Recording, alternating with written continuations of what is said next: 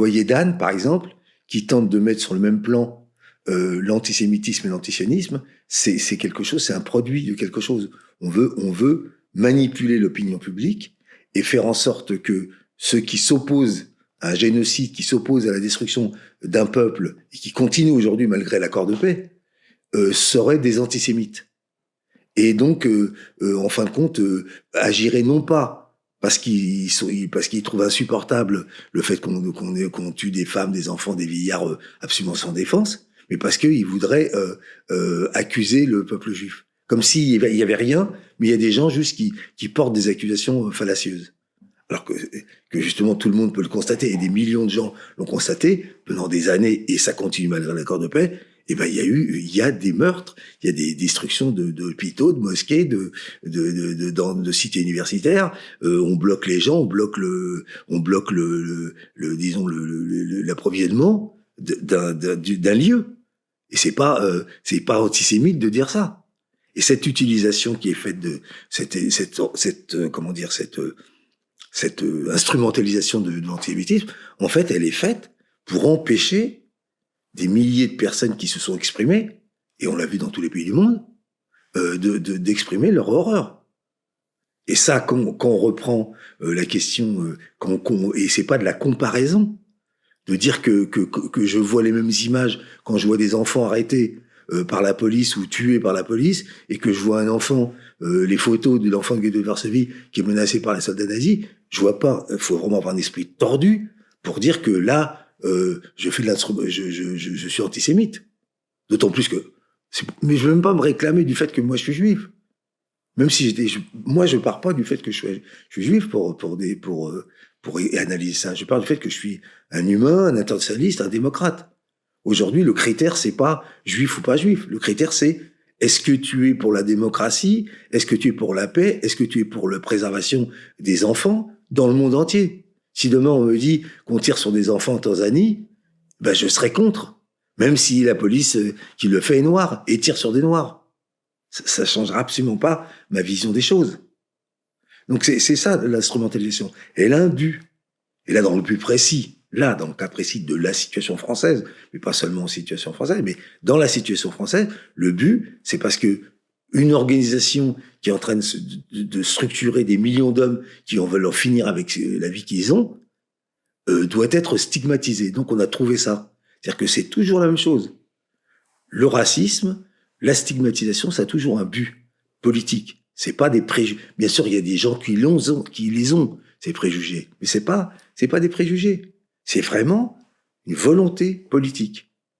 Et moi, je disais, par exemple, encore une fois dans la comparaison, que si tu regardes des journaux aujourd'hui qui parlent des musulmans, tu enlèves le mot musulman et tu mets juif à la place, tu vas retrouver des journaux de l'entre-deux-guerres, comme Je suis partout, comme Gringoire, comme tous ces journaux-là, qui parlaient, là aujourd'hui on dit islamo-gauchiste, et avant on parlait de judéo-bolchevique. Est-ce qu'il n'y a pas une parenté entre ces deux mots?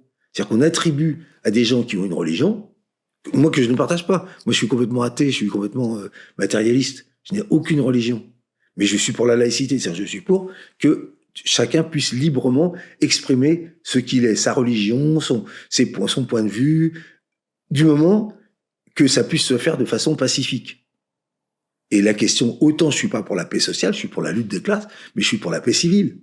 Je veux pour que quelqu'un puisse prier dans une mosquée sans se faire assassiner à coups de couteau. Mais je suis pour que des juifs avec des grands chapeaux, des paillettes, puissent aller à la synagogue le vendredi soir, fêter Shabbat, sans se faire insulter. Je suis contre cela.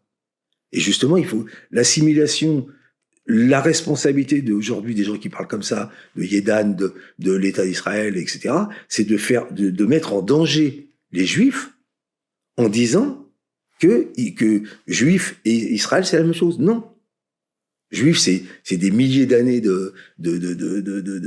d'existence d'un peuple, de différents peuples qui se sont, là je vais pas rentrer dans les détails d'histoire, il y a des gens beaucoup plus savants que moi qui ont écrit là-dessus, mais en Orient et en Occident, dans l'Europe orientale, des millions d'hommes et de femmes qui se sont constitués en villages, on dit en yiddish en shtetl, qui sont constitués, qui ont préservé leur religion, puis de cela émané une culture, pas obligatoirement religieuse. Quand on parle de grands auteurs comme Isaac Babel, Isaac Bashevis Singer, Sholem Aleichem, ben ces gens-là, ils expriment le folklore, les histoires, la mythologie de ce pays. Ils se tournent pas spécialement vers la religion.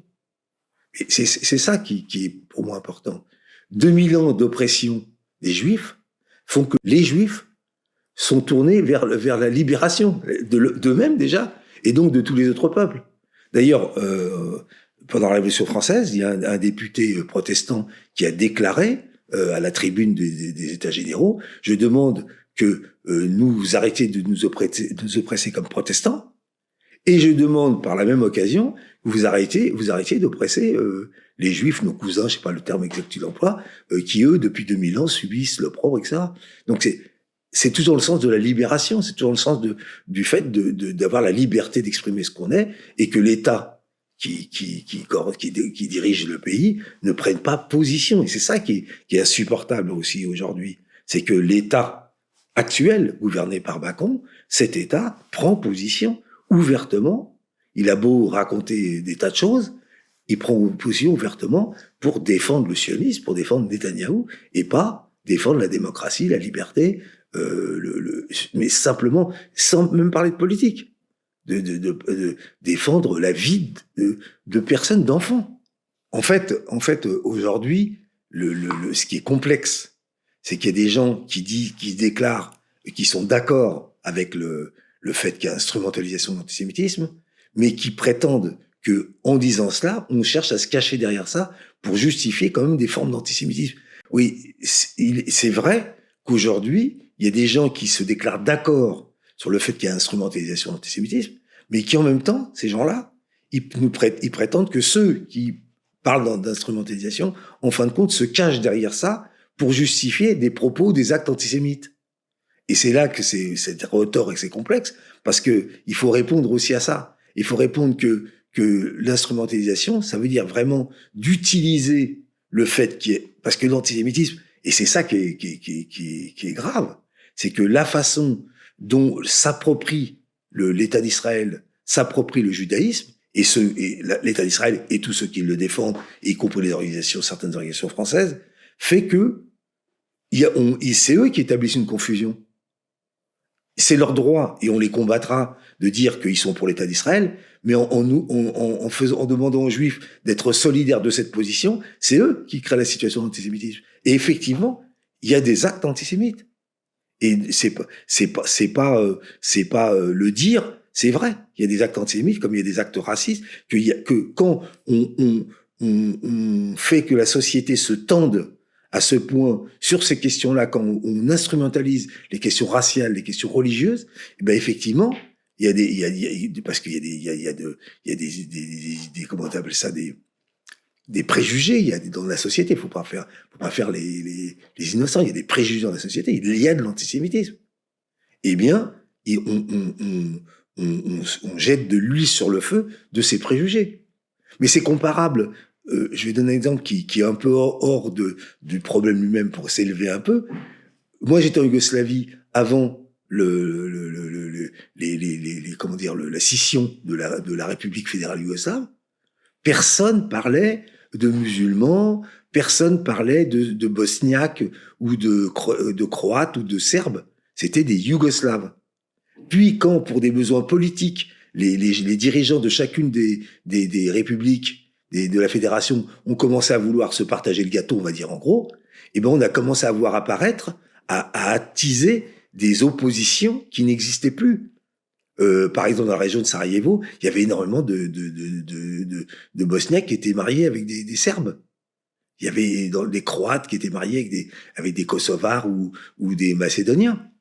Mais pour les besoins politiques de l'appropriation qu'ils voulaient faire chacun des dirigeants de chaque république, ils ont attisé quelque chose qui n'existait plus dans la société. Mais ils l'ont vraiment attisé, c'est qu'il y a eu vraiment des oppositions, des combats entre Bosniaques et Serbes qui n'existaient plus.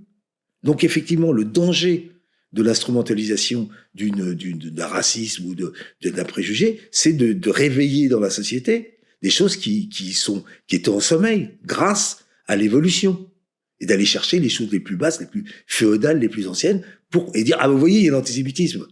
Ah, vous voyez, les Français supportent pas les musulmans. Bah oui, t'as pas arrêté de souffler sur les braises pour que justement dire aux Français que les musulmans étaient responsables de tout le bordel qu'il y avait en France. Bah, il y a des gens qui vont le penser. Il y a des gens qui vont adopter cette position. Bah, c'est pareil. Si tu t'instrumentalises l'antisémitisme, et bah, effectivement, tu réveilles, il y a des gens antisémites qui vont dire, bah, c'est le moment. Et d'ailleurs, on le voit, quand on voit les gens manifester, des gens d'extrême droite qui manifestent, ils n'auraient pas osé le faire il y a 3-4 ans. Ils manifestent à Paris en disant Paris est à nous, et ils mettent des croix gammées sur la place de la République, et puis ils n'hésitent pas alors que paraît-il que c'est en cause, c'est les pro-palestiniens qui sont en cause. Ça les gêne pas de créer sale juif ou de mettre des croix gammées qui sont vraiment le symbole de la destruction des juifs. C'est-à-dire que quand tu ouvres cette boîte de Pandore, ou dans lequel pour des raisons politiques, pour des besoins politiques, tu souffles sur les braises, et ben effectivement, la flamme, elle peut arriver. Et le rôle des gens comme nous, comme des militants, des actuels, des militants politiques, des organisations, c'est au contraire de montrer que c'est faux, que c'est contraire à la démocratie, c'est au contraire aux besoins. On a besoin, par exemple, la classe ouvrière, elle a besoin d'être unie pour combattre ce qui lui arrive sur la gueule. Est-ce que quand moi j'attends aux urgences 12 heures pour me faire soigner, ou Malik attend 12 heures aux urgences pour me faire soigner, on attend tous les deux 12 heures aux urgences pour me faire soigner. Et quelle est la différence? Qu'on ait la Sécu, l'aide médicale d'État, ou tout ce que tu veux, on attend 12 heures. Et on risque de claquer comme des petits vieux qui restent sur des brancards pendant 10 heures, et ben ils meurent. Et personne leur a demandé leur identité. Ils n'ont pas été pris, c'est tout. Voilà. Donc, est-ce qu'on a intérêt à se liguer pour empêcher ça, ou dire ah bah oui, mais Malik, il y a trop de Malik il y a trop de Malika aux urgences. C'est ça le fond de la question de l'instrumentalisation. Et donc effectivement, ça déclenche des réactions, et on le voit, qui peuvent être des réactions épidermiques, des choses qui peuvent. Et là, on va dire ah oui, vous voyez, je vous l'avais dit, hein, il y a l'antisémitisme en France, hein, et c'est la LFI qui le provoque. Ben non, au contraire. LFI dit non, il n'y a pas de lien d'égalité entre un État sioniste, un État d'extrême droite qui détruit une population, et les Juifs qui sont des gens de confession, de culture juive. Il y a pas de rapport. Ça, c'est ce que disent les gens comme moi, comme nous, comme les gens de LFI. Et on va les accuser d'antisémitisme parce qu'ils disent il n'y a pas de rapport, justement. Ils disent il y a deux choses. Il y a le Juif, qui est un citoyen comme un autre, qui fait ce qu'il veut, qui prie comme il veut, qui prie qui il veut, et il y a l'extrême droite sioniste, qu'elle soit en France ou en Israël, qui détruit un peuple, qui nie l'existence d'un peuple. Ça n'a rien à voir. Et quand on attaque des personnes comme Rima Hassan, je parie avec n'importe quelle personne, et je suis prêt à me confronter avec cette personne publiquement, qu'elle me montre un mot de Rima Hassan qui soit antisémite. Un mot, une phrase. Et là, je m'engage, puisque j'en suis certain, je le dis parce que j'en suis certain. Un mot que Jean-Luc Mélenchon, il dit quelque chose, un mot que Mathilde Panot, il dit quelque chose d'antisémite. Je l'ai mis au défi. Pas seulement dire, aucun membre de LFI n'a été condamné, parce qu'on pourrait dire, oui, ils ont été relaxés parce qu'il n'y a pas assez de preuves. Non, il n'y a pas. Le discours, j'ai encore entendu Jean-Luc Mélenchon, le discours de Jean-Luc Mélenchon, le discours des militants, des dirigeants de LFI, c'est un discours qui est clair, qui est simple. Ils le disent. Ben non, ça suffit pas. Même quand tu dis que t'es pas antisémite, ben t'es quand même antisémite. Donc tu peux pas te défendre. Tu vois, c'est le truc qu'on disait dans la rue. Qu'est-ce que tu fais? Tu sors avec ma sœur? Tu sors avec ma sœur? Non, je sors pas avec ta sœur. Ah, tu la trouves pas assez belle pour toi. C'est-à-dire que t'as toujours face je gagne, pile tu perds. Donc t'es jamais gagnant. Quand t'es dans une phase de gens qui, pour des raisons politiques, sont bourrés de mauvaise foi, tu ne peux pas gagner. Tu peux juste démontrer qu'ils sont de mauvaise foi, parce que t'auras toujours tort. Quand tu dis que t'es pas antisémite, t'es antisémite. Quand tu dis que tu confonds pas le sionisme et le judaïsme, t'es encore antisémite. Et quand tu t'opposes en disant, je ne veux pas que l'on fasse aux Palestiniens, comme je l'ai déjà plusieurs fois affirmé, ce qui a été fait aux Juifs, t'es antisémite. Parce que tu le mets sur le même plan de souffrance. Ben non, on est obligé de résister. Et il faut aussi que les gens qui écoutent aussi réfléchissent. Ils disent, mais c'est quoi ce truc-là? Pourquoi ils font ça? Pourquoi cette mauvaise foi?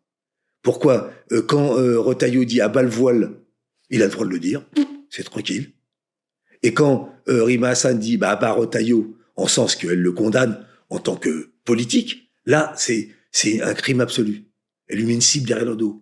Mais à bas le voile, c'est pas derrière Retailleau qu'il y a une cible, hein. C'est derrière toute personne qui porte un voile dans la rue. Et c'est arrivé. Il y a des énormes incidents, des gens qui se permettent dans la rue ou d'empêcher d'entrer dans un magasin, ou d'empêcher d'entrer dans un lieu, des femmes voilées. Ça, c'est plus qu'une fois Retailleau. C'est des milliers de personnes. Quand, par exemple, on veut interdire aux femmes qui accompagnent leurs enfants dans l'école, alors qu'il y a une pénurie de personnel, celles qui accompagnent leurs enfants aux sorties, on va leur dire, madame, vous pouvez accompagner ça, mais faut pas être voilée. Mais pourquoi?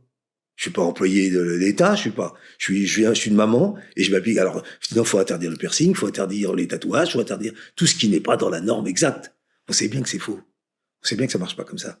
C'est vraiment de la stigmatisation. C'est destiné à diviser la population, à la rendre, à la guerre civile, en fait. Ces gens-là poussent à la guerre civile. Ils poussent à ce que une partie de la population s'oppose à une autre partie de la population et que ça crée, et dire, ah, vous voyez, ça, c'est de la faute aux gens qui protestaient contre Israël. Ben non. C'est de la faute aux gens qui ont mis sur le même plan de problèmes qui n'étaient pas. Et c'est pas nous, je parle de nous, c'est pas mon camp qui a fait ça. C'est le camp, justement, des gens qui soutiennent Netanyahou. Est-ce que tu mets sur le même plan? Est-ce que tu mets sur le même plan islamophobie, antisémitisme? Y a-t-il des différences, des points communs? Qu'est-ce que tu mets comme contenu? Quand on parle d'islamophobie, moi j'aimerais mieux dire anti-musulman. Parce que l'islamophobie, ça ramène à des choses de la phobie, c'est-à-dire ne pas supporter quelque chose. Bon, qu'est-ce qui se passe? Pourquoi islamophobie? Regardons cela par la facilité du langage. Islamophobie et antisémitisme. Pour moi, il n'y a pas de différence. Tu prends des gens, tu stigmatises des gens pour l'exercice de leur droit à être quelque chose. Musulman, et puis en plus souvent l'islamophobie, ça aussi avec le racisme anti-arabe. Ça se sépare pas beaucoup. C'est pareil, l'antisémitisme, c'est pas contre les antisémites en général, ils s'en fichent de la religion juive, même s'ils s'en servent un petit peu pour inventer des trucs, des conneries. Mais ils remettent en cause les juifs en tant que juifs. Ils ont fait ci, ils ont fait ça, c'est le peuple élu, ils sont au-dessus de la population, la fameuse phrase de De Gaulle. Oui, un peuple sûr de lui, etc.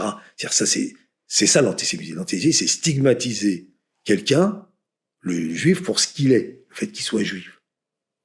Alors que ça fait partie de la liberté d'être ce que tu veux. À partir du moment où, par ce que tu es pas un criminel, t'es pas quelqu'un qui fait du mal à la société, qui apporte des choses néfastes. Tu es ce que tu veux, tu penses ce que tu veux, tu es athée, t'es musulman. Le point commun, c'est qu'on va prendre toute une population et on va la stigmatiser, et en plus, on va lui faire porter les responsabilités, par exemple, pour les musulmans, du fait que un groupe terroriste se réclame de l'islam, eh bien, les musulmans sont responsables du fait, en étant musulmans, du fait que cette personne s'est réclamée de l'islam. Ben non. Comme le disait très bien d'ailleurs Jean-Luc Mélenchon, si quelqu'un frappe quelqu'un dans la rue en disant je suis marxiste, eh ben on va dire ah oui, il a frappé quelqu'un dans la rue, c'est parce que les marxistes sont pour qu'on frappe les gens dans la rue. Alors les marxistes, ils sont pas pour qu'on frappe dans la rue. Donc c'est une espèce de condensation c'est exactement, c'est aussi con que le type qui va dire j'ai été agressé par un Italien dans la rue, je n'aime pas les Italiens. Comme si chaque Italien portait la responsabilité de l'agression dont il a été victime. C'est ça le préjugé.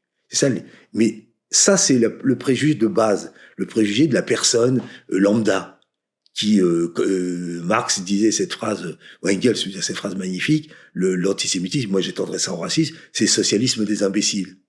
C'est-à-dire que tout ce qui va pas dans ta vie, toute l'oppression que tu subis, toute l'exploitation que tu subis, il y a quelqu'un qui en est responsable, c'est le juif ou c'est le musulman. Ça, c'est les préjugés de base.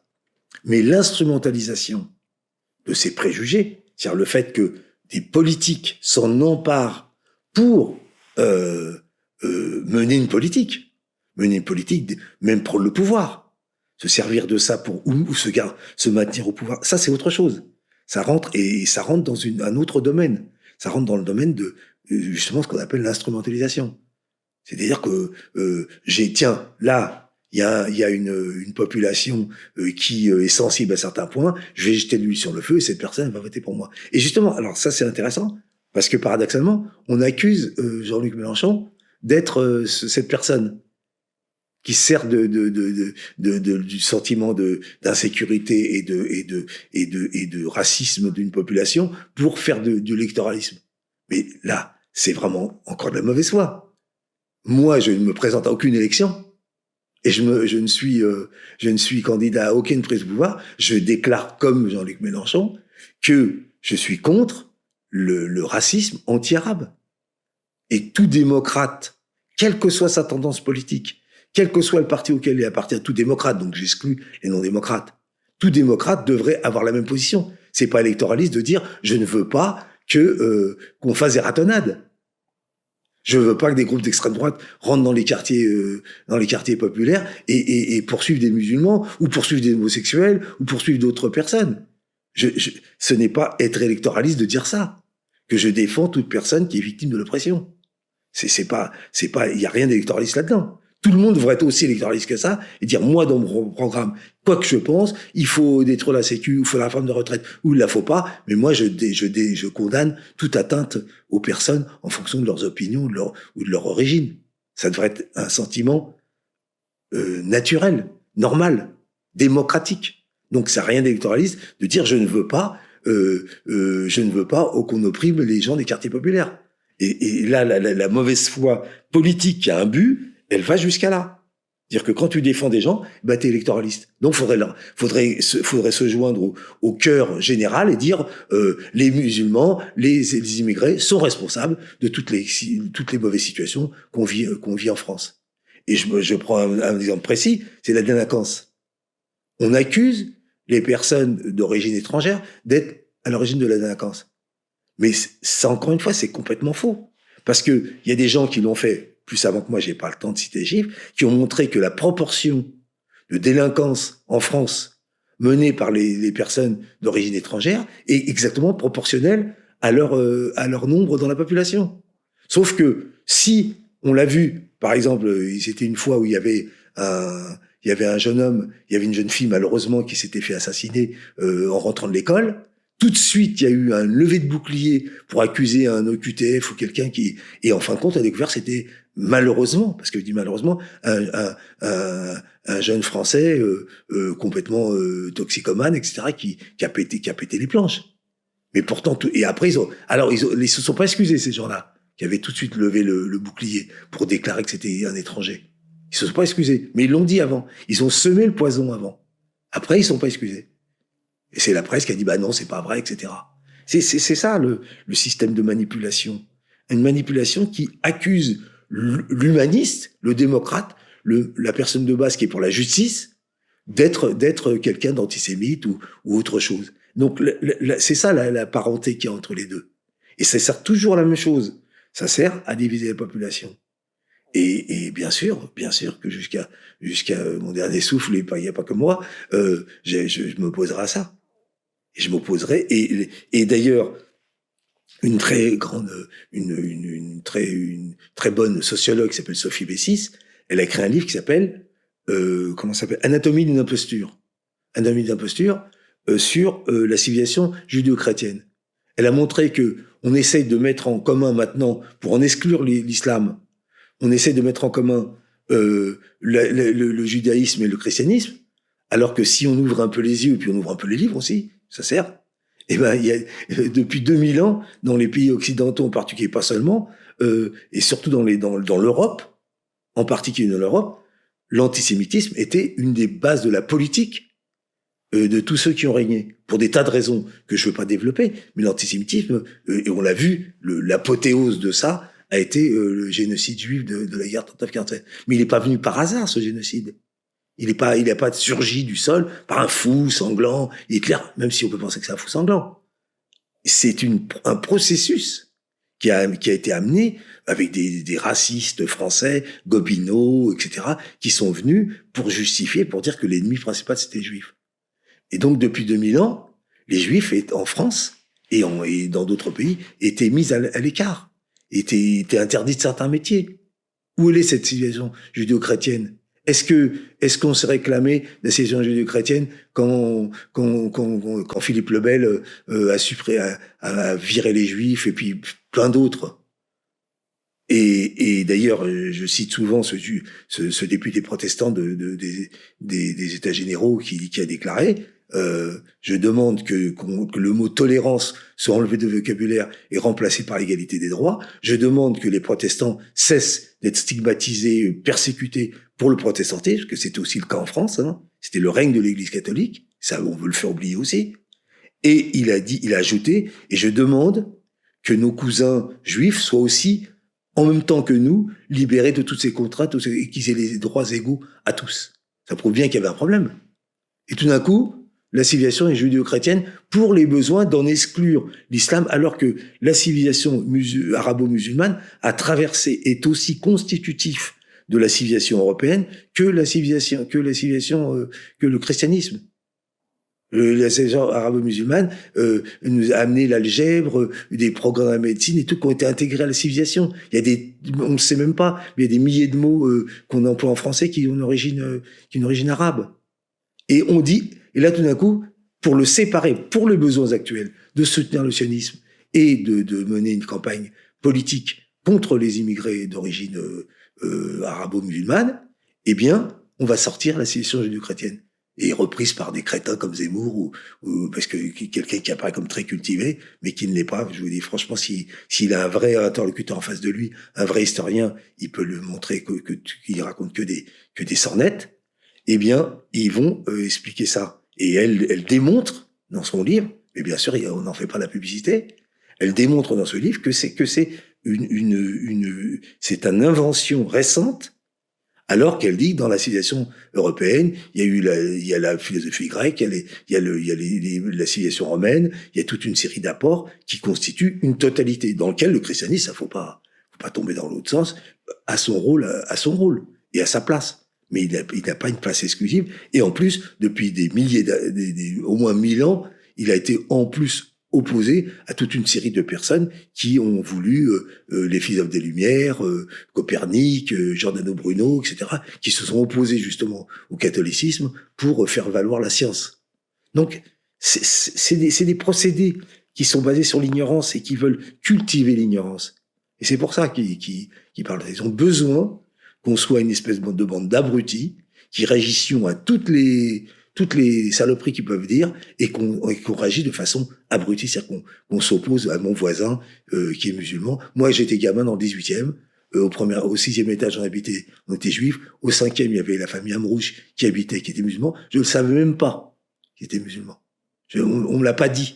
On m'a même pas expliqué ce que c'était. C'était un copain d'école, on pouvait s'engueuler, se battre, ou bien rigoler ensemble. Je ne savais pas, c'est pas parce que j'étais juif et qu'il était musulman, ou qu'un autre était allé au catéchisme le mercredi après-midi, le jeudi après-midi d'ailleurs à notre époque, et qu'on s'opposait, on ne savait pas ça. On ne s'en occupait pas. Or, de temps en temps, des enfants qui étaient mal orientés ou mal éduqués pouvaient dire ça le juif ou ça l'arabe, mais c'était quelque chose qui n'était pas constitué. C'est au fur et à mesure, ça a commencé à partir du moment où il a fallu mettre l'immigration en exergue pour expliquer que c'était elle qui était responsable de tous les maux de la société, qui a commencé à se répandre dans la société. On a que des personnes, que des apprentis sorciers ont commencé à répandre dans la société toute une série de choses qui stigmatisaient le fameux le bruit, l'odeur de Chirac, et toute une série de gens comme ça qui ont commencé à stigmatiser les étrangers, en particulier les musulmans, mais pas que, pour justifier des politiques qui menaient. Et en plus, il y a un point qui est très important aussi à expliquer, c'est que à partir de Mitterrand, il a fallu Et il a dit, Mitterrand l'a dit lui-même dans un livre, je vous conseille le livre de Rothman, qui explique, il a dit, j'ai jeté dans le jardin de la droite le pavé de l'immigration. C'est-à-dire que pour que justement constituer un régime qui gouverne au centre autour d'un président monarque, il fallait couper les extrêmes. Et donc, j'ai obligé, en mettant le pavé de l'immigration, le RPR, etc., à se distinguer, l'UDR, les Républicains, à se distinguer du Front National.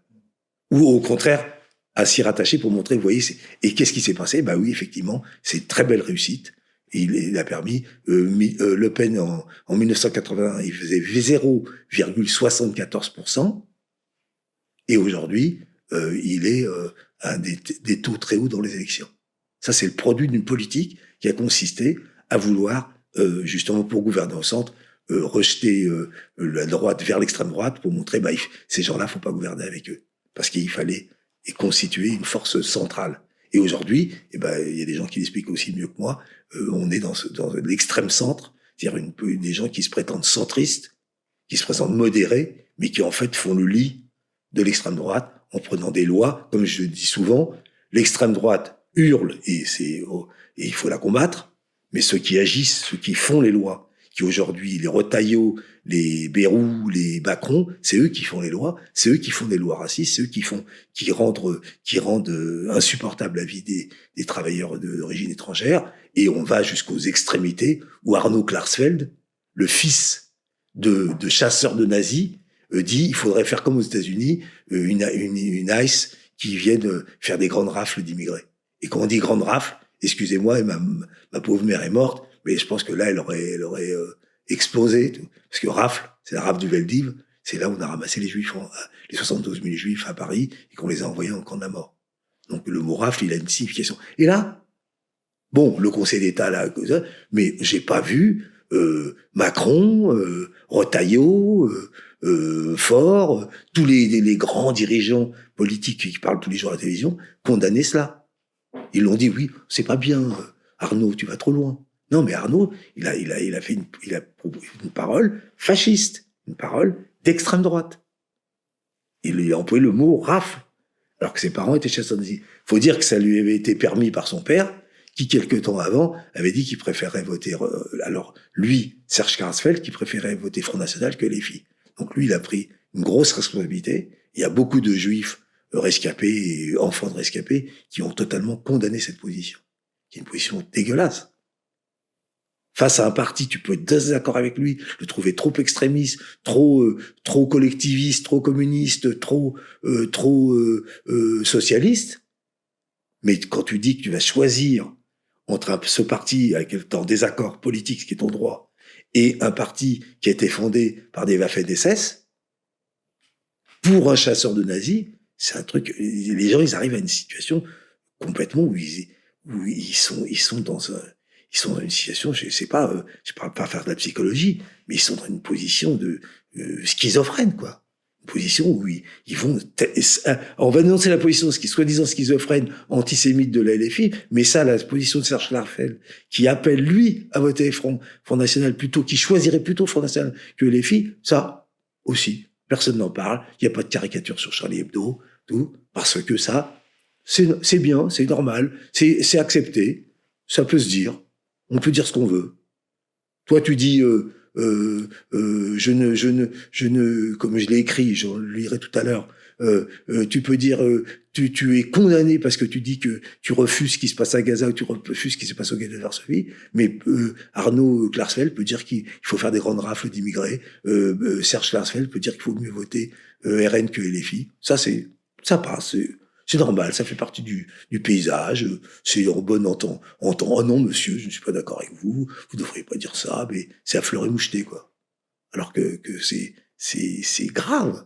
C'est ignoble, c'est un pas vers la barbarie de dire ça. Ça fait penser ça fait penser justement à des périodes comme l'Allemagne de 1933 où c'est l'extrême centre qui a convoqué Hitler comme chancelier alors qu'il a perdu 1 million de voix aux élections précédentes, ils l'ont fait venir comme chancelier du Reich. Et à ce moment, les partis politiques socialistes et communistes se déchiraient. D'un côté, les socialistes dénonçaient le communisme comme égal au fascisme, et de l'autre côté, le parti communiste stalinien disait votez. Et ça, dans mon livre, j'en parle. À Hambourg et dans toute une série d'endroits, au deuxième tour des élections, les communistes avaient appelé à voter nazi, ils disaient vaut mieux le nazisme que la social-démocratie. Alors là, c'est la fin des haricots, quoi. Là, on n'en est pas là, heureusement. Hein. On est dans une situation où si on met sur le même plan le LFI et les fascistes, bah donc on peut voter pour n'importe qui, quoi. C'est selon ton humeur, en fait. Je voulais te demander, pourquoi aujourd'hui on accuse autant la LFI d'antisémitisme? C'est quoi le but derrière cette diabolisation de la France insoumise? Pourquoi on a fait de LFI, disons, le summum de l'antisémitisme et on l'accuse d'antisémitisme? Mais là, c'est un but vraiment politique. C'est-à-dire que c'est vraiment ce qu'on appelle la pure calomnie. C'est-à-dire que calomnier, il en restera toujours quelque chose. C'est-à-dire que ce n'est pas eux qui doivent prouver que LFI est antisémite, c'est LFI qui doit prouver qu'elle n'est pas antisémite. C'est-à-dire sa même position, justement, c'est pas tout accusé présumé innocent, c'est tout accusé doit prouver qu'il est innocent. Et donc ça te met dans une situation où tu obliges d'argumenter sur quelque chose qui ne fait absolument pas partie de ta nature. Donc le but, c'est une perte de temps, c'est une stigmatisation, et c'est pour montrer vous ne pouvez pas voter pour ces gens-là, même si vous avez des sympathies pour le programme, parce que ces gens-là sont des antisémites, ces gens-là sont des racistes. Alors évidemment, les gens qui sont pas et ça c'est pas destiné aux milliers de travailleurs immigrés d'origine étrangère, même pas immigrés des cités, qui voient bien que ce qui est proposé par LFI correspond à leurs aspirations. C'est destiné aux millions d'autres électeurs, parce que ça se passe dans un cadre électoral, des millions d'autres électeurs qui pourraient voir vers eux, dire attention, ne vous laissez pas gagner, ces gens-là sont des antisémites. Et puis la deuxième raison, c'est que grâce à ça, avec les lois existantes, et qu'ils ont, avec la loi Yedan, ils essayent encore de les sophistiquer, c'est qu'à un moment donné, il faut trouver le moyen, grâce à ces lois, de leur interdire l'expression. Là, on l'interdit l'expression en leur interdisant des salles, ou en provoquant des incidents très graves aux sorties des salles sans envoyer la police pour protéger les personnes qui viennent dans ces salles. On n'envoie pas la police. Ces personnages, ils savent ce qu'ils font. Ce sont des gens, ils vont en réunion des LFI, et ben ils doivent accepter de recevoir des coups, de se faire stigmatiser. Les préfets n'interviennent pas, mais alors là, dès que ils le peuvent, ils vont interdire une réunion. C'est encore une fois, c'est exactement comme le racisme. C'est la justification d'une action politique. Le racisme, dans sa totalité, a toujours été présent pour justifier une politique de stigmatisation d'une population dans un but précis. Le pape, je me rappelle plus de son numéro, et quand les premiers qui ont abordé l'Afrique, ce sont été les Portugais, et bien le pape de l'époque, envers l'année 1400, a autorisé les Portugais à prendre en esclavage les Noirs des pays qu'ils abordaient, en disant ces gens-là n'ont pas d'âme, donc comme ils n'ont pas d'âme, et ben on peut en faire ce qu'on veut. Et ensuite, toutes les théories racistes qui sont nées après ça, sont des théories qui étaient pour justifier le fait que, comme ces gens-là ne sont pas comme nous, comme c'est du bétail humain, comme c'est des gens qui n'ont pas nos valeurs, soi-disant, et ben on peut en faire ce qu'on veut. C'est ça, la stigmatisation. Ça sert à décrire un mouvement et montrer que ce mouvement, on peut tout lui faire, on peut lui faire les pires saloperies, parce que il est raciste, il est antisémite. Il est lié à un des pires épisodes de l'histoire de l'humanité, le génocide juif. C'est vrai que c'est un des pires épisodes. Mais évidemment, comparé à un autre pire épisode que nous vivons, pourquoi on le vit en direct? Parce que à l'époque du génocide juif, il n'y a pas d'internet, il n'y a pas de caméra qui était branchée dans les camps. Parce que je pense qu'il y aurait eu le même soulèvement d'indignation. Et nous, on voit devant nous. On voit devant nous un gamin, ça, moi c'est un truc qui m'a révulsé. Dans un journal, on voit, et c'est Le Monde, donc il peut pas, on peut pas le soupçonner de sympathie envers la Palestine, hein, vu la façon dont il écrivait les choses. Le Monde qui sort un article où on voit des soldats israéliens qui rentrent dans une maison où il y a un enfant avec un chien policier, il y a un enfant, un jeune homme handicapé qui caresse le chien parce que lui, il adore les chiens, il est pas comment dire, il est oui, trisomique, c'est ça. Il est trisomique ou il a une déficience mentale. Il caresse le chien parce que voilà, il aime les chiens. Et tout d'un coup, le chien commence à le mordre et tout. Et la maman veut s'opposer à ça, se lève pour les laisser. Il vire la mère de la maison et il laisse le chien dévorer. Non mais c'est horrible ce que je raconte là. Il laisse le chien dévorer le jeune handicapé. Il le met dans une pièce à côté enfermée et les cousins de ce jeune homme, parce que la mère est virée et contrainte de partir, complètement effondrée évidemment, et les cousins qui sont restés dans le quartier viennent dans la maison et trouvent les soldats qui ont tout brisé dans la maison, en train de manger, de boire toutes les provisions de la maison, et le jeune handicapé qui est dans une pièce à côté, à moitié dévoré par les chiens. Comment on peut admettre une telle chose? Et là, c'était dans la presse, c'est pas moi qui l'invente, c'est pas LFI qui l'invente. Là, on a vu tous la petite gamine qui était dans la voiture, qui appelait au secours et qui s'est fait descendre par un sniper. Et les gens qui viennent, les ambulanciers qui viennent la chercher pour essayer de la sauver, se faire tuer. Ça, on l'a pas inventé, ça. C'est pas quelque chose qu'on a dit, qu'on a inventé, on n'a pas truqué les images. C'est des images qui ont été rapportées grâce à ces héroïques journalistes palestiniens qui se sont fait tuer par centaines, qui, heureusement, ont pu filmer ces actes-là et montrer au monde entier ce qui se passait. Et ça, il y a des gens qui prétendent qu'on est antisémite quand on montre ça. Ils prétendent que c'est pas vrai. Ils prétendent que c'est du montage, que les Palestiniens, ils sont à l'aise, ils mangent et ils pique-niquent sur la plage de Gaza. C'est du négationnisme, ça.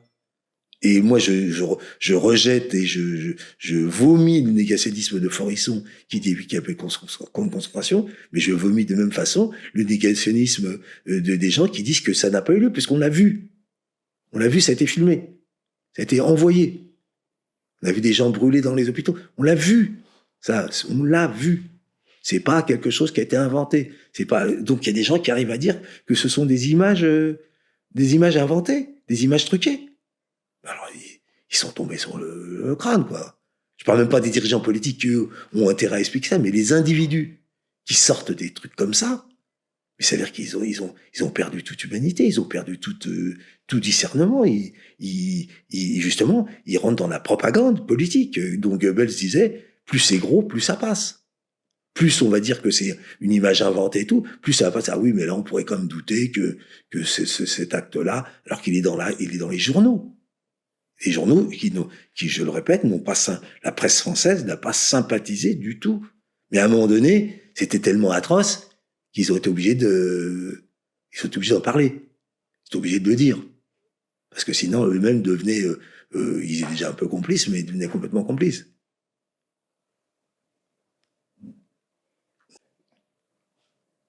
C'est important de comprendre pourquoi aujourd'hui la Palestine prend cette place, la place qu'elle a dans le monde. Et parce que effectivement, et on le sait, et on le combat, et on le condamne. Il y a dans un certain nombre de pays des guerres qui sont des guerres sans. Il y a la guerre russo-ukrainienne déjà, qui est une guerre atroce. Et pareil, les gens qui sont démocrates, qui sont pour la paix, sont pour l'arrêt de cette guerre, pour un cessez-le-feu immédiat, pour qu'on arrête je crois que c'est 1,2 million Ukrainiens et Russes qui sont morts. Donc, les guerres, il y en a. Ailleurs, au Soudan, au Congo, partout, il y a des guerres qui ont prétend civiles, mais en fait, c'est des forces militaires qui sont armées. Parce que pour déjà tuer des gens, il faut avoir des armes. Et les armes, elles sont livrées, on sait, par l'industrie de guerre. Donc c'est aussi important. C'est pas moins important dans la réalité sociale, dans la réalité historique. La guerre du Soudan, les milliers de morts du Soudan, les milliers de morts du Congo, les milliers de morts de femmes violées, c'est pas moins important. C'est pas moins, je pense que même au contraire, ça montre le fait qu'il est urgent qu'il y ait une levée populaire dans le monde entier pour arrêter ça, pour arrêter la guerre, parce qu'il y a des millions de gens qui meurent tous les jours. Pourquoi la Palestine a pris cette importance? Pour une raison, c'est que on a montré, on a voulu, et c'est ce qui se retourne actuellement, et malheureusement le peuple palestinien, lui, il continue à souffrir, mais on a voulu montrer que la Palestine, c'était la solution du problème juif. C'est-à-dire que mettre que les juifs puissent avoir soi-disant un pays à eux, ça faisait d'eux une espèce de nation, et donc, au détriment d'un peuple qui existait sur une terre, on a voulu montrer ça. Et on a érigé l'Holocauste, le génocide, comme une justification de la privation du droit national des Palestiniens. Et toute la propagande mondiale, c'est pas seulement Israël. Les États-Unis ont toujours pris la question d'Israël comme la justification d'une politique contre la barbarie, en fin de compte, musulmane. C'est ça le truc. Et donc, quand on vit en direct le génocide du peuple palestinien, dans l'opinion publique mondiale, ça s'est retourné. C'est-à-dire que là, on a vu au contraire comment l'impérialisme, jusqu'à où il pouvait aller pour maintenir son pouvoir. Jusqu'à où? Parce que là, on est obligé de faire un peu d'histoire.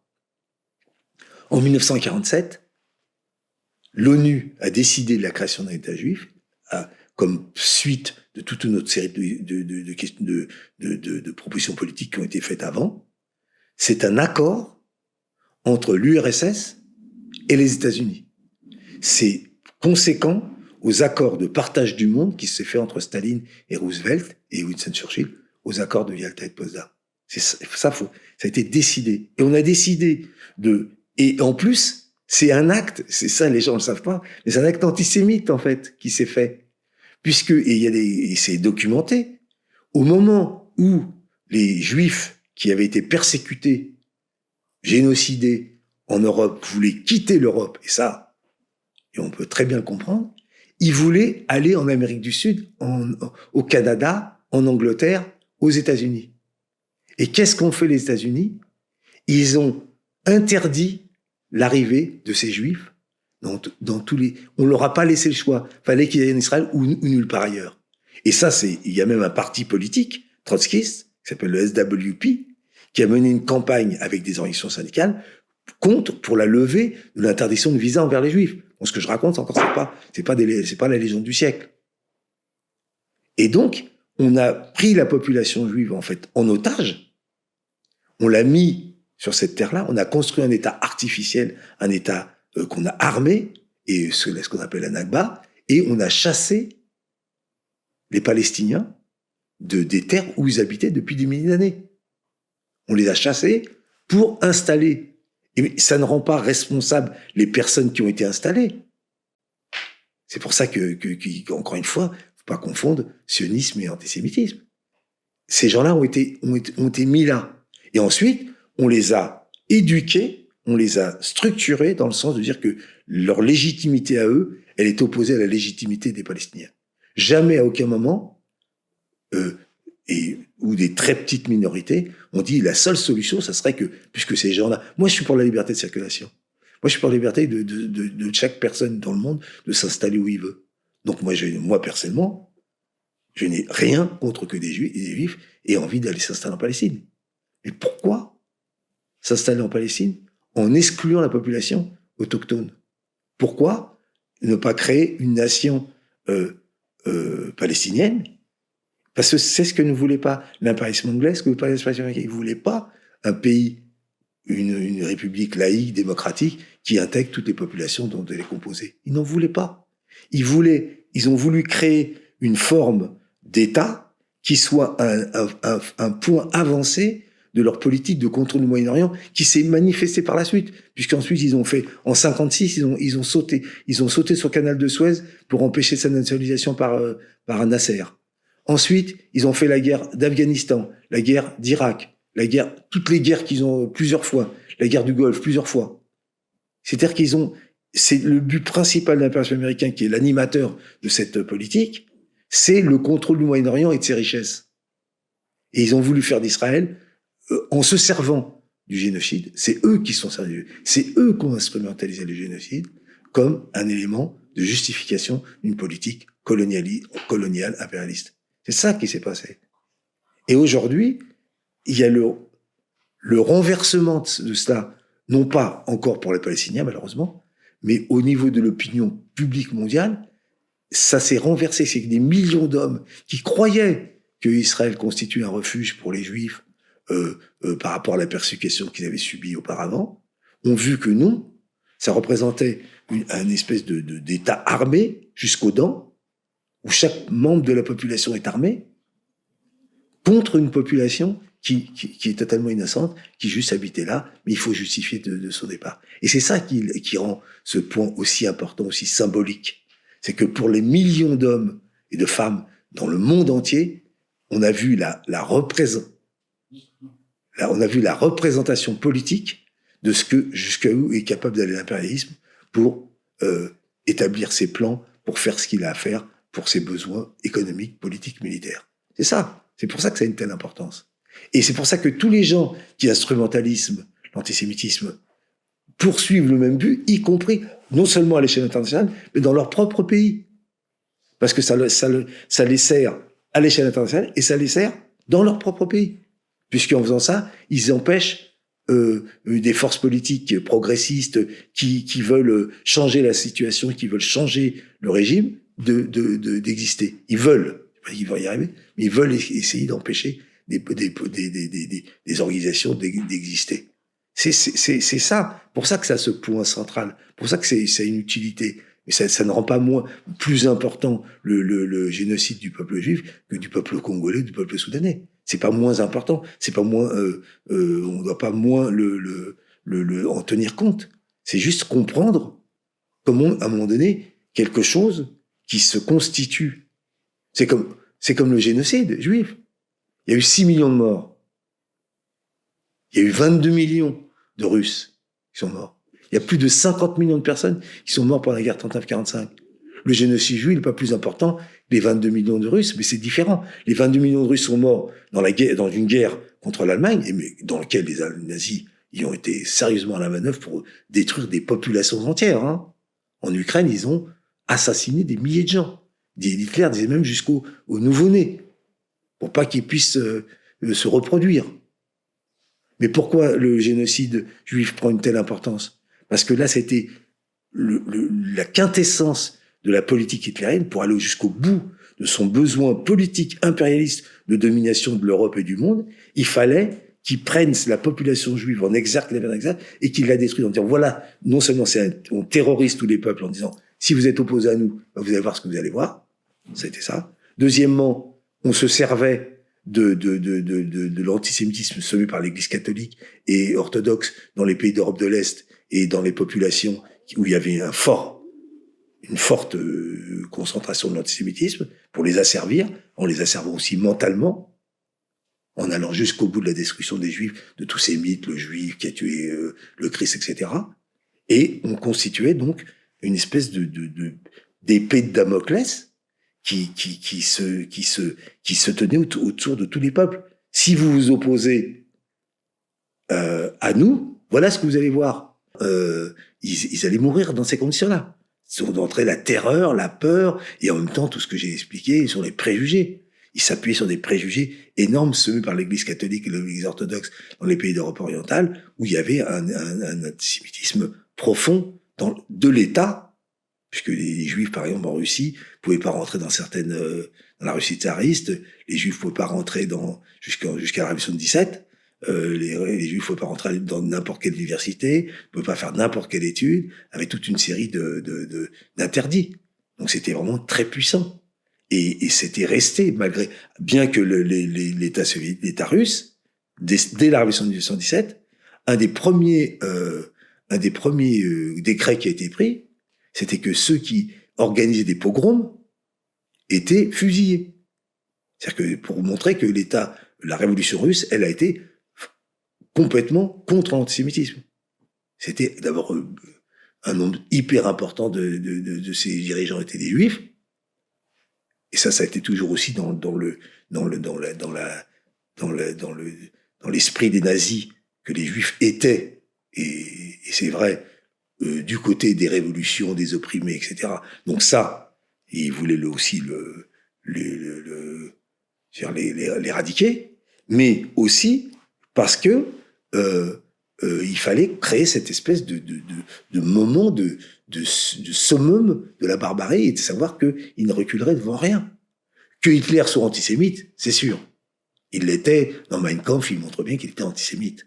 Il y a aucun, mais que c'est pas seulement son antisémitisme qui a provoqué cette volonté politique. C'était un besoin politique, une nécessité. Et ça, cette forme de terrorisme des peuples, qui se continuait par la suite dans les colonies, et aujourd'hui, on le vit en Palestine, et c'est pas nouveau, et je vais en prendre pour témoin une déclaration qui est dans mon livre, de la déclaration que j'ai écrite au début du livre, sur la déclaration d'un général allemand. Écoutez ce qu'il dit. Le peuple Herero, donc le peuple Herero, c'était le peuple de Namibie, qui était une colonie allemande. Et le peuple Herero s'était révolté contre l'occupant allemand, était en désaccord avec le fait qu'il soit colonisé. Qu'on ait donné à l'Allemagne la Namibie, comme si on est au jeu de Monopoly, la rue de la paix, Namibie à l'Allemagne. Et un général allemand qui est envoyé là-bas, voilà ce qu'il dit. Et écoutez bien ces phrases, et essayez de les comprendre, ce que vous avez entendu récemment. Le peuple Herero doit quitter le territoire. Si le peuple ne s'exécute pas, je les y forcerai en utilisant le Grote Rohre, c'est-à-dire le canon.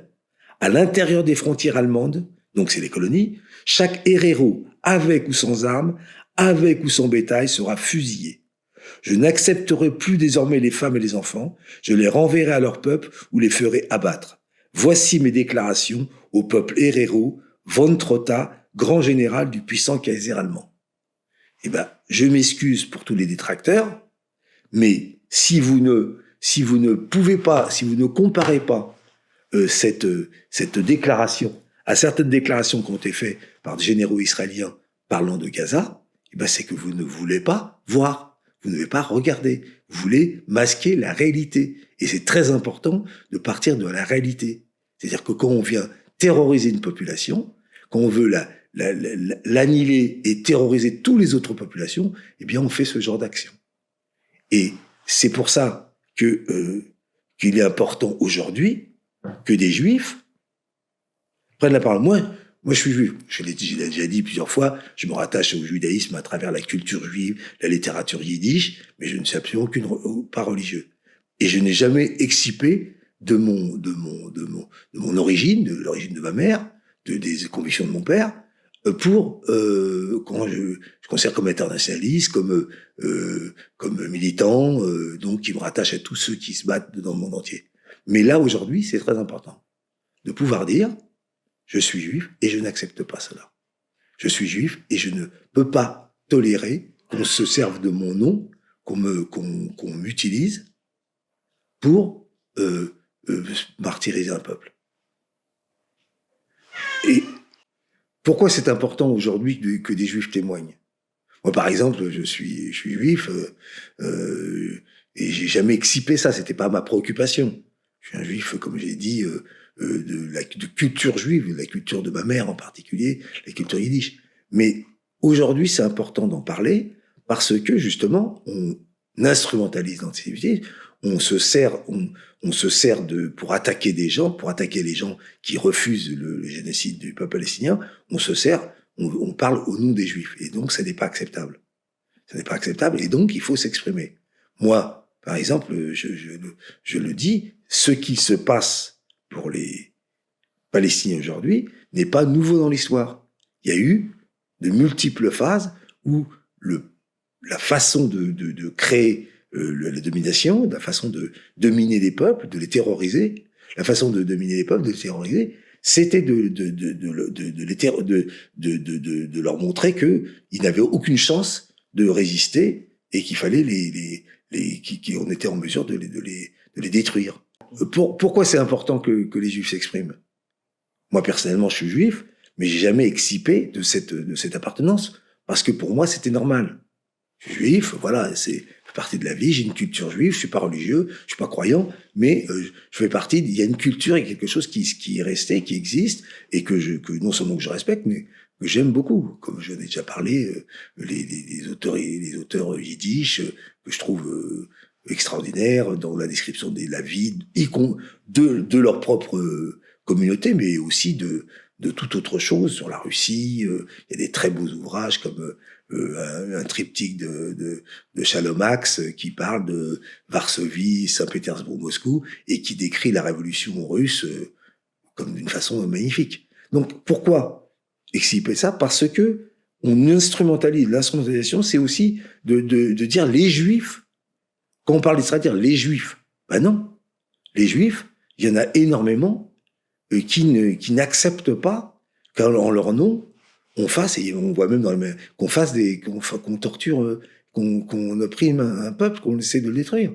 On voit dans les manifestations en Angleterre, alors, vous pouvez ils peuvent être traités d'antisémites, mais des rabbins avec des paillesses, avec leurs chapeaux et tout, qui viennent et qui disent non, on n'accepte pas. J'ai même vu à New York, à la télévision, et tout le monde peut le retrouver, dans une synagogue américaine, un jeune rabbin, qui fait une prière, qui demande à Dieu de pardonner ce qui est en train de faire et de refuser d'empêcher ce qui est en train d'être fait aux Palestiniens. C'est une prière.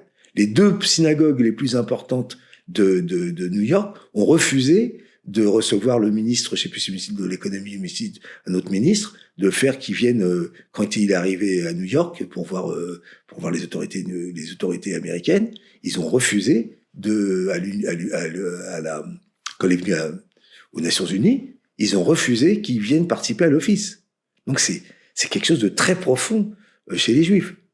Et de ce témoignage de préservation, en fait, de montrer qu'on ne peut pas accepter qu'en notre nom, ces choses soient faites. Et là, d'ailleurs, je voudrais citer le témoignage qui m'a été envoyé par un vieux camarade que j'avais pas vu depuis longtemps et qui m'a envoyé ce témoignage qui est très clair.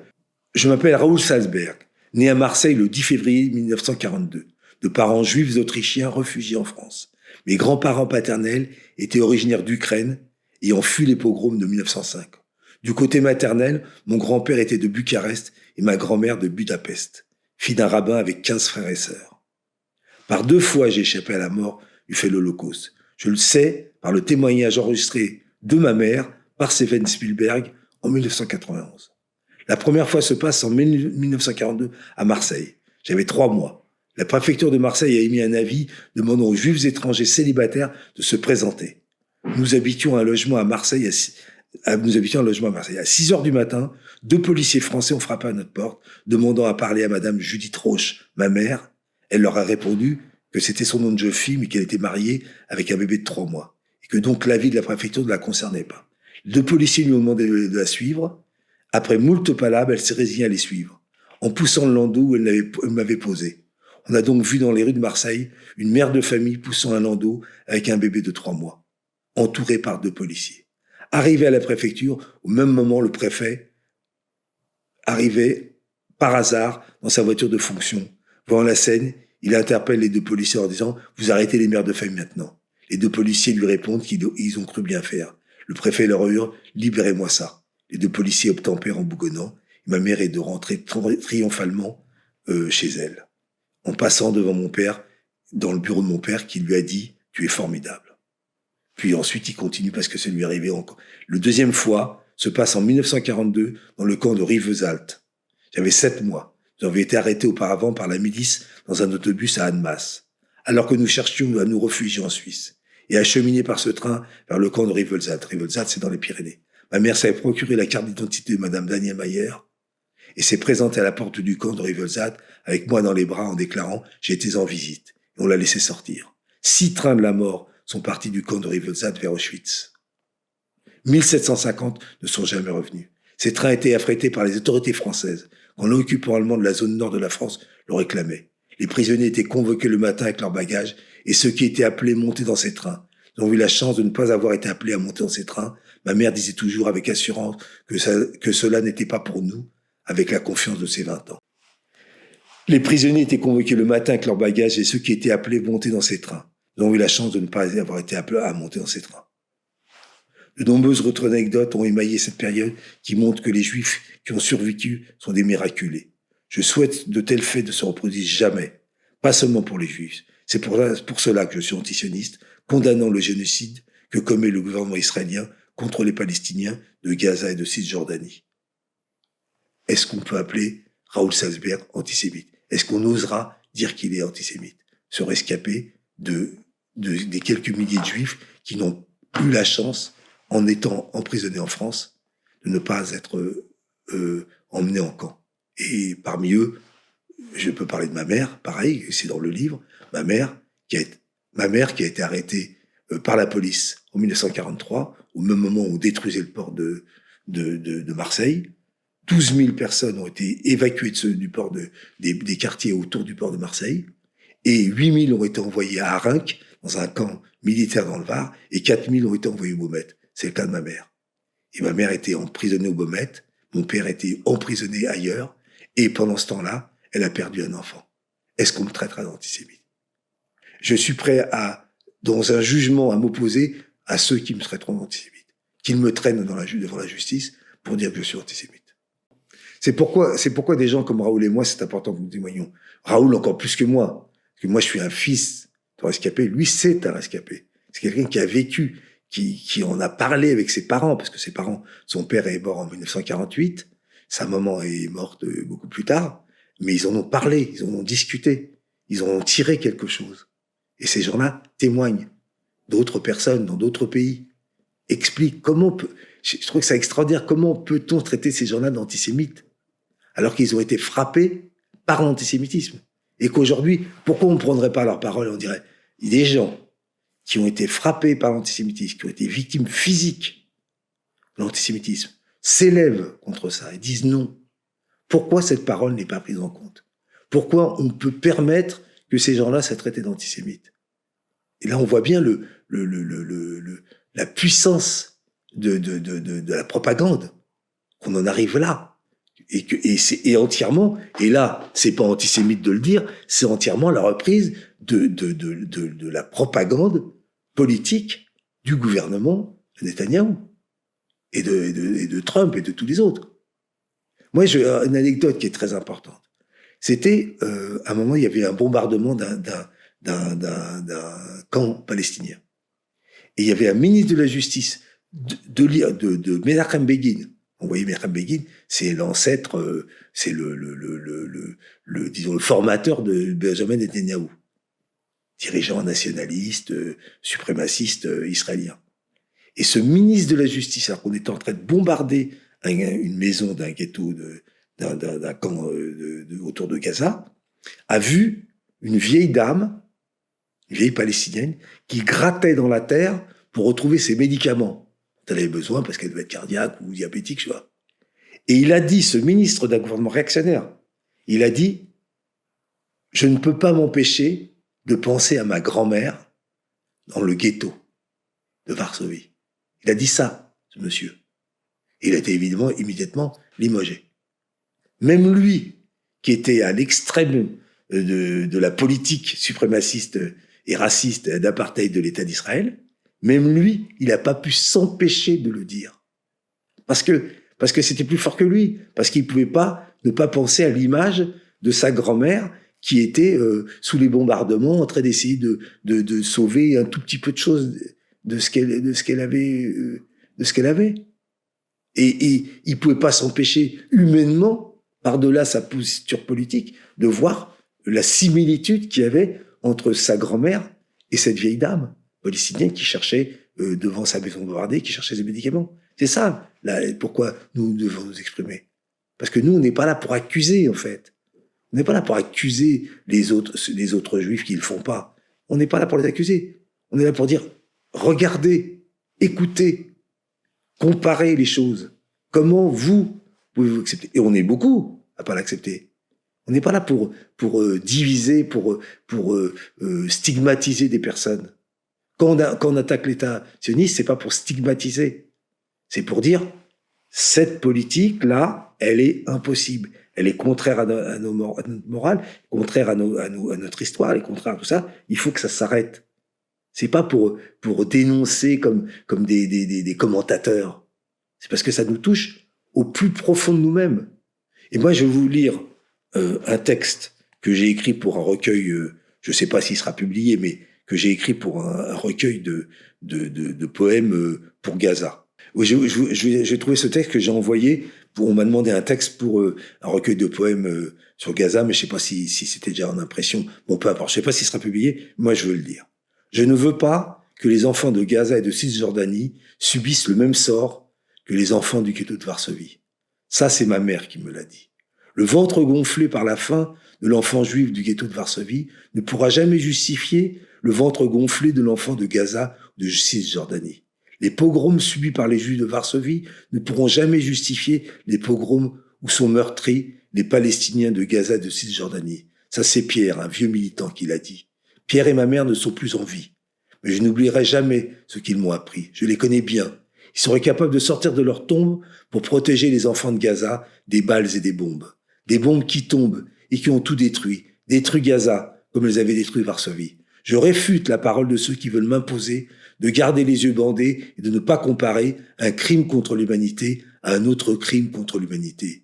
Une petite fille palestinienne lance des appels désespérés depuis une voiture abandonnée, puis elle est assassinée par des snipers, équipés de fusils d'assaut à viseur à laser. N'est-elle pas aussi morte que le petit Eli du ghetto de Varsovie, déchiqueté par des balles nazies? Quand un corps brûle dans les flammes d'une guerre infernale, lui demande-t-on sa carte d'identité?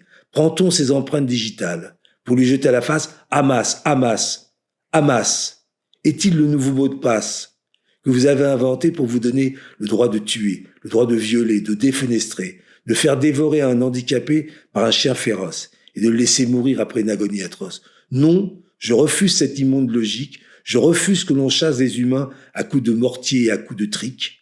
Au nom de ma mère, au nom du camarade Pierre, qui sont maintenant décédés, au nom de mon grand-père, de ma grand-mère, qui à Auschwitz ont été brûlés, au nom de ma tante, elle aussi disparue, au nom de mon plus jeune oncle vendu par un collaborateur, au nom de tous les miens et de tous les autres martyrs, au nom de ceux qui ont été obligés de fuir. Je demande que la mémoire de l'enfant de Gaza, celui de Cisjordanie et celle de l'innocent petit juif tué à Varsovie soient honorées ensemble dans une même cérémonie. Ainsi je pourrais sortir de ce cauchemar éveillé et mourir en toute tranquillité. Voilà ce que j'ai écrit, et je l'ai écrit en une nuit, parce que on m'avait demandé, et voilà ce qui est surgi, et je veux bien, et je revendique qu'on me traite d'antisémite, puisque j'ai écrit ce texte-là. Je ne suis pas un antisémite, je suis un juif qui est antisioniste, et je refuse qu'on assimile l'antisionisme à l'antisémitisme. Et ça, c'est élémentaire, c'est basique. Ça n'a rien il faut pas sortir d'une grande école d'études politiques pour le comprendre. Et je pense que ceux qui prétendent que nous sommes en contradiction, c'est eux qui sont en contradiction avec les propos qui tiennent, c'est eux qui sont en contradiction avec les propos qui tiennent. Ils parlent de démocratie, ils parlent de liberté, ils parlent de liberté d'expression, mais la seule liberté qu'ils veulent, c'est eux s'exprimer, et que ceux qui sont pas d'accord avec eux ne puissent pas s'exprimer. Et ça, c'est pas supportable. Déjà, dans l'histoire immédiate, il y a vraiment ce lien qui existe.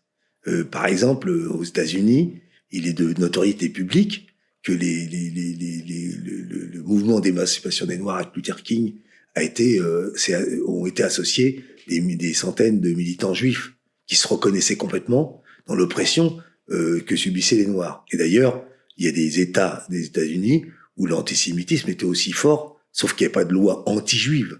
Mais l'antisémitisme et ce que subissaient comme pression et oppression les Juifs était aussi fort. Il y a des endroits où était aussi fort que ce que subissaient les Noirs. Il y a des endroits où ils n'avaient pas le droit d'aller, où on les recevait pas, des clubs, etc. C'était un autre niveau. Donc il y a déjà cette expression comme ça d'une espèce de fraternité. Il y a une fraternité, pour moi, entre l'oppression des Juifs et l'oppression des Noirs, et qui s'est retrouvée dans l'histoire à certains moments. Ça, c'est déjà le premier point. Le second point, c'est que dans le livre que j'ai écrit, c'est d'abord un témoignage de la vie de mes parents. Et d'ailleurs, tout le début du livre, ça ne parle pas du tout de juifs, ça parle de nègres, ça parle de tel qu'on les traitait. Nègres, c'est le mot avec lequel on traitait les Africains sous la colonie. Parce qu'il faut penser, je l'ai déjà expliqué, qu'en 1887, quand il y a la conférence de Berlin, l'Allemagne, elle, visait toujours dans ses tentatives de colonisation des pays de l'Europe, était pas trop axée sur l'Afrique. Et ce sont des puissances comme des grandes compagnies commerciales allemandes qui ont demandé à Bismarck de participer au partage du gâteau. Et donc, quand ils sont arrivés, on leur a dit, bon alors, qu'est-ce que vous avez, qu'est-ce qui vous reste? On leur a dit, oui, il reste la Namibie, le Togo, le Cameroun, le Rwanda. Ben, ils ont dit, bon, on prend. Ils ont tout de suite été occupés. Et quand ils ont occupé ces pays, ils ont opprimé les populations. On a découvert, et à travers l'écriture du livre, j'ai découvert que le Mengele, qui était le médecin tortionnaire d'Auschwitz, qui faisait des expériences sur les humains, de vaccins, etc., pour protéger la population, soi-disant pour protéger la population allemande, qui faisait des expériences humaines. En fait, la personne qui l'avait formé, c'était, je me rappelle plus son nom exactement, Friedman, je crois qu'il s'appelait. C'était une personne qui avait été convoquée en Namibie pour mesurer les crânes des Africains, des nègres, comme ils les appelaient, pour déterminer que c'était des sous-hommes qui n'avaient pas les caractéristiques de l'homme occidental. Et ça, c'est une constante de l'oppression. Les Juifs aussi ont été définis par des caractéristiques physiques, le nez crochu, etc. C'est-à-dire que, encore une fois, quand on veut justifier de l'oppression d'un peuple, on va chercher des choses, on va inventer des choses qui ne sont former une espèce d'image et tout, qui permet de justifier qu'on l'opprime.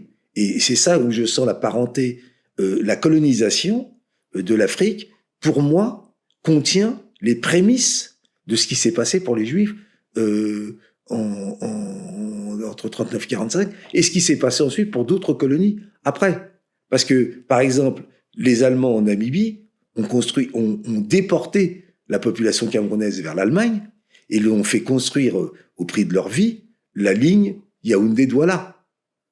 Ils ont fait des camps de concentration, ils ont tué, exterminé les populations dans le but d'assurer leur pouvoir sur les colonies. Et ça, c'est exactement ce qu'ils ont fait ensuite pour les Juifs dans la Deuxième Guerre mondiale. C'est-à-dire qu'on voit cette parenté, c'est-à-dire que c'est quelque chose qui émane, c'est pas les forces du mal, bien sûr que c'est mal, c'est pas les forces du mal, c'est des forces politiques qui ont besoin de dévorer, en fin de compte, des populations entières pour asseoir leur pouvoir. Et c'est là que, justement, on nous le reproche, on fait la parenté entre, mais d'autres choses encore, de ce besoin, c'est qui émane il y a Éric Vuillard, qui est un grand auteur qui a écrit L'Ordre du jour, un livre sur la montée du nazisme. Il a écrit un autre livre sur En sortir par le haut, un livre sur le Vietnam, où il dit cette phrase terrible: les guerres, les lieux de guerre, au lieu de s'appeler tel ou tel endroit, Dien Bien Phu, par exemple, devrait s'appeler la guerre Michelin ou la guerre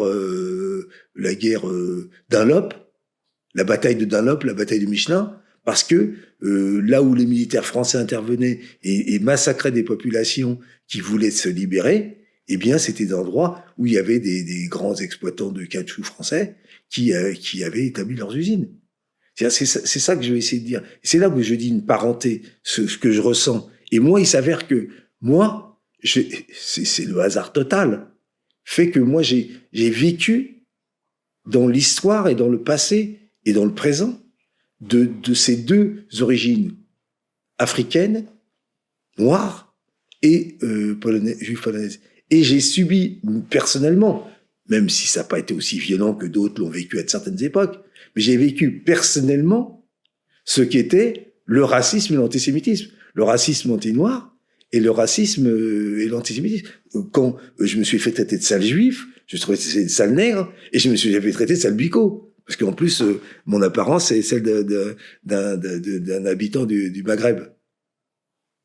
Et ça veut dire quoi? Ça veut dire quelque chose. Ça veut dire que la source du racisme est la même, et la volonté du racisme est la même. C'est de déshumaniser, inférioriser des populations pour avoir le droit de les traiter comme ils veulent. C'est là que je ressens. Et pour ça que je mets sur le même plan la colonisation. Et on a vécu la même chose avec la décolonisation. Le Cameroun, le pays dont mon grand-père est originaire, mon père a essayé d'y s'y installer en 1953. C'était encore une colonie française. Et on l'a chassé du Cameroun parce qu'il avait tenté de se rallier à l'Union des populations camerounaises, qui était un parti nationaliste africain qui voulait libérer le Cameroun de la domination française, et dont tous les membres, tous les dirigeants ont été liquidés.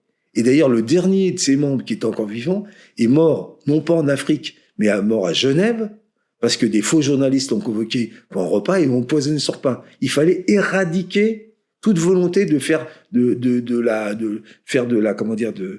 Cameroun un véritable pays indépendant. Et pendant les 2 ans après l'indépendance de 1960, qui nous a donné à nous, à ma famille, à mon père, à ma mère et à nous-mêmes les enfants, la nationalité camerounaise, pendant 2 ans, c'est l'armée française qui a exercé la poursuite des maquis de l'Union des populations camerounaises et qui a décimé plus de 7000 personnes qui voulaient une vraie indépendance et pas l'indépendance attribuée au Cameroun par le gouvernement français de Gaulle. C'est ça. Il y a 1,2 million Algériens qui sont morts dans la guerre d'Algérie. Ça veut dire que c'est ça la liaison. Et moi, il s'avère, et j'en tire aucune gloire, il s'avère que je l'incarne personnellement parce que je l'ai vécu. Et parce que les histoires de ces 2 histoires se sont mêlées dans ma famille, dans mes parents, dans moi-même et mes sœurs et mes frères, et qu'on en a hérité quelque chose qui était le refus. Et là, tous, quelles que soient nos opinions, qui sont nuancées, on n'est pas tous derrière le même drapeau exact, mais quelles que soient nos opinions, mes 7 frères et sœurs, on a toujours été opposés à l'oppression. Et ça nous est venu de notre père et de notre mère, qui nous ont donné cela d'une même façon. Et c'est là que la liaison se fait, mais en moi, mais elle se fait dans la réalité historique. Mais cette réalité, elle existe. C'est pas quelque chose, c'est pas une invention. Le livre, lui, c'est un roman biographique, mais ce que je dis dans ce livre, ce sont des faits réels et qui permettent d'établir cette liaison entre 2 oppressions. Et pourquoi? Que ce soit l'oppression coloniale ou l'oppression néocoloniale que nous vivons aujourd'hui, ou l'oppression des Juifs ou l'oppression des Palestiniens, de toute façon, je ne peux pas, c'est carrément physique, je ne peux pas l'accepter. Je ne peux pas accepter, en plus, qu'on s'empare de la mémoire de ma mère ou de la mémoire de mon grand-père pour faire le contraire de ce qu'il faudrait faire pour dire plus jamais ça. C'est facile de dire plus jamais ça, mais quand ça arrive, est-ce qu'on a le droit d'analyser? Est-ce qu'on a le droit d'analyser pourquoi ça a lieu? Et quelles sont les raisons? Et qu'est-ce qui fait? Et comment le combattre? Non, on doit dire plus jamais ça, c'est un mot, c'est une espèce de mot, c'est une phrase, c'est une posture. Plus jamais ça. Et ça continue, mais il suffit de dire plus jamais ça. Et de refuser de dire que ce qui s'est passé pour les Juifs, il se passe d'une façon bien sûr différente. Les circonstances sont pas les mêmes. C'est pas Hitler. Benjamin Netanyahu, c'est pas Hitler. Il n'en a ni la puissance, sa puissance est aidée par les États-Unis. Il n'en a ni la puissance, ni même l'idéologie précise. Mais il mène une politique qui est comparable. On a le droit de le comparer. On a le droit de pas être d'accord avec la comparaison. Ça, c'est la liberté de penser. Mais on a le droit de le faire. Et c'est ça, mon combat actuel. On a le droit de dire les choses qu'on pense.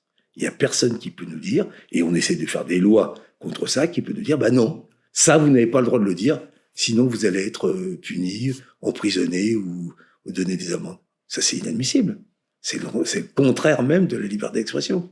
Ceux qui disent les pires saloperies, ils ont le droit. Éric Zemmour, il vient à la télévision, il peut dire ce qu'il veut, comme cochonnerie sur les Arabes, sur la délinquance, traiter les Arabes, les émigrés de violeurs et tout. Lui, il a quelques fois des condamnations, mais ça n'empêche pas d'être invité. Mais si moi je dis ça, ben, on va pas m'inviter. Mais Zemmour, on va continuer à l'inviter pour dire Sarak Nafo, Anne Maréchal Le Pen. Voilà, eux, ils peuvent continuer. Allez, allons-y, tranquille. Le festin est ouvert. Mais ceux qui s'opposent à ça, ah ben non. Eux, c'est des salauds. Il faut les emprisonner, faut les haïr, faut les rejeter de tout. Ben non. Voilà. Moi, c'est tout ce que je dis. Je dis non.